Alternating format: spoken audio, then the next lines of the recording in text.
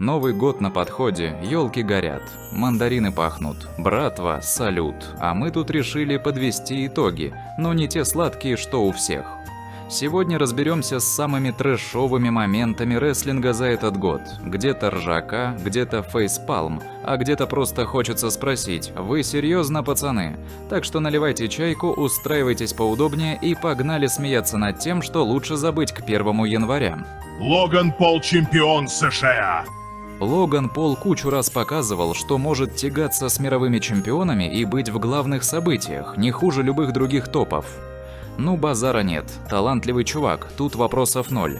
Но вот выиграл он титул чемпиона США, и началось, исчезать стал, появлялся раз в 100 лет.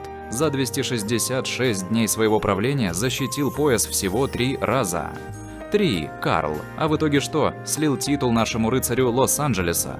А вот LA Knight не стал тянуть резину, взялся за дело как надо. Стал чемпионом, и давай защищать, раздавать всем подряд. Защиты хоть отбавляй, вот так, пацаны, и надо себя чемпионом вести. Разница между я просто держу пояс и я его реально отстаиваю на лицо. Джей против Джимми. Про этого неадеквата Джимми я вообще молчу, там отдельная тема для разговора, но вот их матч – это вообще полное разочарование. Все предсказуемо до зевоты, ни огонька, ни интриги, чисто отработали по шаблону и домой. Вот вспомните, 15 лет назад был матч между братьями Харди, вот это я понимаю, накал, эмоции, каждая секунда на вес золота. Настоящий замес, который в душу врезается. А тут что? Уссо. Если честно, лучше бы вернулись в команду.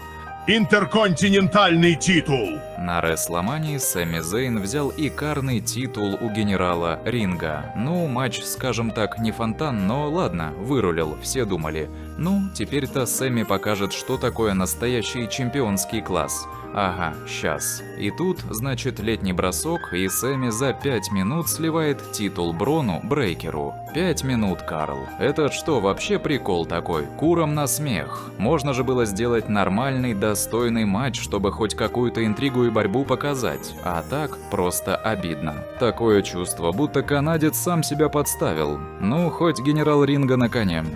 Второстепенные женские пояса. Для тех, кто в танке, объясняю. Недавно нам завезли новый титул – чемпионки Див США, а скоро, говорят, еще и икарный пояс для Див замутят. Ну чё, звучит вроде громко, но давайте разберемся. Во-первых, даже после всей этой женской революции в рестлинге, баб в дивизионе все равно меньше, чем мужиков.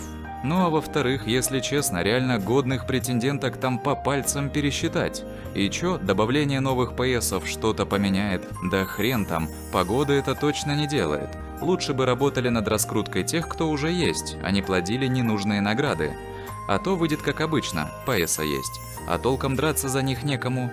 Ну что, братва, на этом мы закругляемся. Это были худшие моменты рестлинга в 2024 году, те, от которых мы либо угорали, либо крутили пальцем у виска. А теперь очередь за вами. Напишите в комментах, какой момент вы считаете самым диким или провальным в этом году. И не забывайте, ставьте лайк, если зашло, подписывайтесь на канал, чтобы не пропустить новые видосы. А впереди у нас самое вкусное – лучшие моменты 2024 года. Увидимся скоро!